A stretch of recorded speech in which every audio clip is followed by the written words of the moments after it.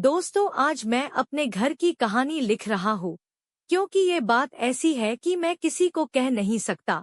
मेरे दिल पर एक बोझ बना हुआ है। मैं चाहता हूँ कि आज अपने दिल की बोझ को कम करूँ। मैं 21 साल का हूँ और मेरी एक बहन है कुसुम जो कि 26 साल की है। मेरे घर में मैं, मेरी मम्मी और मेरे पापा तीनों रहते हैं। कुसुम दीदी की शादी हो चुकी है, वो अपने ससुराल में रहती है। मैं दिल्ली में रहता हूँ और कुसुम दीदी धजियाबाद में रहती है। दीदी के शादी हुए 4 साल हो चुके हैं पर अभी तक कोई बच्चा नहीं हुआ था, पर आज मेरी माँ के कहने पर मैंने अपने दीदी को माँ बनने का ख्वाब पूरा किया है। आज मैं आपको यही कहानी बताऊंगा। आपको थोड़ा अटपटा तो लगेगा पर ये 100% सच है। मेरा नाम रविश है। मैं अभी पढ़ाई कर रहा हूँ। घर में पापा मम्मी है, दोनों जॉब में है। एक दिन की बात है, रात में कुसुम दीदी का फोन आया। माँ छत पर जाकर करीब 1 घंटे बात की, फिर जब नीचे आई तो रोने लगी। मुझे कुछ भी समझ नहीं आ रहा था। वो पापा को कमरे में ले गई और सारी बात बताई। मुझे उस समय तक कुछ भी नहीं पता था, बस बाहर आकर मुझे बस इतना बोली कि कल तुम्हें कुसुम दीदी के घर जाना है उसको लाने के लिए। कुसुम दीदी दूसरे दिन शाम को आ गई। कुसुम दीदी जब कुंवारी थी, और सच पूछिए कि जब वो जवान हो रही थी तब मुझे उनको छूने का मन करता था। मैं कई बार उनको देखा जब वो कपड़े चेंज कर रही होती थी। तब मैं किसी ना किसी बहने कमरे में जरूर जाता जब कभी दरवाजा खुल होता था, क्योंकि मेरी दीदी बहुत ही खूबसूरत है। इतनी अच्छी है कि कोई भी आदमी देखेगा तो मेरी दीदी को पसंद करेगा।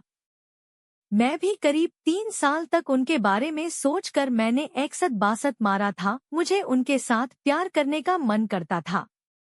कई बार तो सोचा कि बोल दूं, पर मुझे बहुत डर लगता था कि कहीं वो माँ को बता दे तो क्या होगा। ये अरमान तो अरमान ही रह गए थे। रात को जब वो सो जाती थी तो कभी कभी उनके छू लेता। तो कहने का मतलब है कि मैं पहले से ही अपने बहन का आशिक था पर कुछ कर नहीं पाया था। जब 3-4 दिन हो गया तो मैंने पूछा कि माँ, दीदी को क्यों बुलाए हो, वो भी इतनी जल्दीबाजी में। तो माँ कहने लगी कि उसका तुम्हारे जीजा के साथ लड़ाई हो रही थी आजकल, इसलिए। मैंने सोचा कि चलो उसका दिल बहल जाएगा।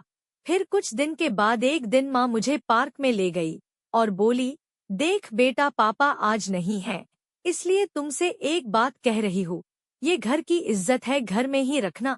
इस काम में पापा को कुछ भी पता नहीं चलनी चाहिए। तो मैंने माँ से कहा कि माँ, कौन सी ऐसी बात है जो आप कह रहे हैं? आपके लिए तो मेरी जान हाजिर है, आप मुझे बताओ प्लीज। तो माँ कहने लगी, मुझे कुसुम ने बताया है कि वो अपने पति से माँ नहीं बन सकती, दिक्कत उसके पति में है। पर इस बात को उसके ससुराल वाले नहीं मान रहे हैं।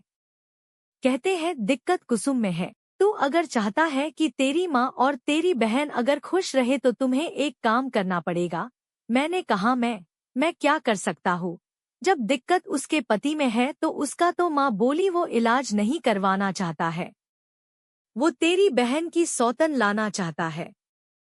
तो मैंने कहा माँ, हो सकता है दिक्कत दीदी में हो सकती है। तो माँ बोली दीदी में कोई दिक्कत नहीं है। मैंने कहा आपको कैसे पता? तो माँ बोली मुझे पता है। मैंने कहा कैसे? तो माँ बोली मैंने इसका एक बार एबॉर्शन करवा चुकी हूँ। मैंने कहा एबॉर्शन दीदी का? बोली हाँ, जब वो कुंवारी थी तभी वो ट्यूशन वाले सर से रिश्ता बना ली थी और गर्भवती हो गई थी। मैं तो सन्न रह गया। मैंने सोचा बताओ, जिंदगी भर मैं एक सद सद कर काम चलाया और कोई मेरी बहन को कर गर्भवती दिया। माँ बोली क्या सोच रहे हो बेटा? मैंने कहा कुछ भी नहीं। तो माँ बोली जिंदगी में बहुत सारे कुछ से इंसान को गुजरना पड़ता है। तो मैंने कहा तो इस बात से साफ जाहिर होता है कि जीजा जी में ही दिक्कत है।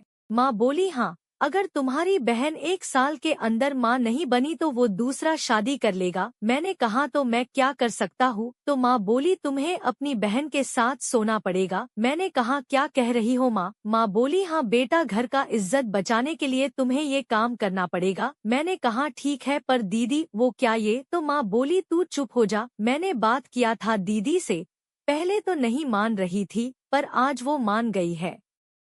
बोली कोई बात नहीं, भाई मेरा इज्जत लूट नहीं रहा है, बल्कि इज्जत बचा रहा है। और वो तैयार हो गई।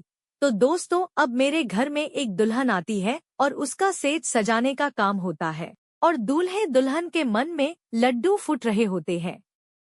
बस यही हाल मेरे घर में था। मैं भी सोच रहा था कि रात को दीदी के साथ कैसे होगा। माँ भी खुश थी कि अब तो कुसुम माँ बन जाएगी, और शायद कुसुम दीदी भी खुश होगी। मैं तो कुछ ज्यादा ही खुश था। बरसों की चाहत आज जो पूरी हो रही थी।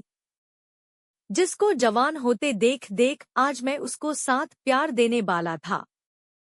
जब से दीदी को ये बात पता चल गया कि मैं मान गया हूँ, वो मेरे सामने नहीं आ रही थी। रात को मैंने खाना खाया, दीदी अपने कमरे में ही खाना खाई, और रात को करीब 10 बज गए थे। माँ बोली जा बेटा जा, इज्जत रख ले। मैंने माँ को कहा आप चिंता नहीं करो, और माँ अपने कमरे में सोने चली। मैं दीदी के कमरे के पास पहुँचा तो दरवाजा अंदर से सटाया हुआ था। मैंने दरवाजे को खोला, अंदर गया। दीदी पलंग पर बैठी थी, वहाँ जाकर खड़ा हो गया। दीदी मुझे देखी और बोली क्या कहूँ, मुझे कुछ भी समझ नहीं आ रहा है। क्या ये सही है, क्या गलत है, मैं खुद सोच नहीं पा रही हूँ। पर इतना तो पता है कि अगर तुमने हेल्प नहीं किया तो मेरी जिंदगी बर्बाद हो जाएगी। मैंने कहा दीदी आप चिंता नहीं करो, आप खुश रहोगे। और मैं पलंग पर बैठ गया और अपना हाथ दीदी के पीठ पर रखा। वो गजब की लग रही थी। वो नजर झुक ली, मैंने उनके फेस को ऊपर उठाया। वो शांत रही और मैं भी शांत ही रहा। कुछ भी जल्दबाजी नहीं करनी थी, पर किसी को जल्दीबाजी थी। वो था मुझे। फिर मैंने दीदी को अपने बाहों में भर लिया।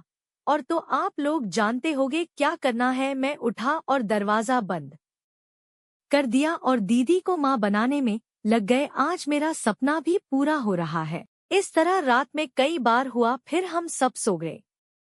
सुबह जब हुई, माँ मुझे मिली, पूछी कैसा रहा। तभी कुसुम दीदी भी आ गई थी। मैंने कहा मुझसे क्या पूछती हो, आप इन्हीं से पूछ लो। दीदी बोली बहुत अच्छा रहा, आज तक ऐसा नसीब नहीं हुआ था। माँ बोली बस मेरा अरमान पूरा हो जाए और तेरा घर बस जाए, मेरी तो यही तमन्ना है।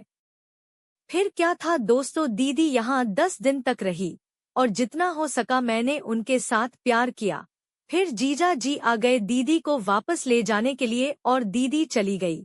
दीदी का फोन आया करीब 20 महीने बाद। माँ पूछी क्या हाल है, तो दीदी बोली खुशखबरी है, आप नानी बनने वाले हो। और दीदी मुझे थैंक यू कहा। फिर दीदी ने नवंबर में एक बच्चे को जन्म दिया।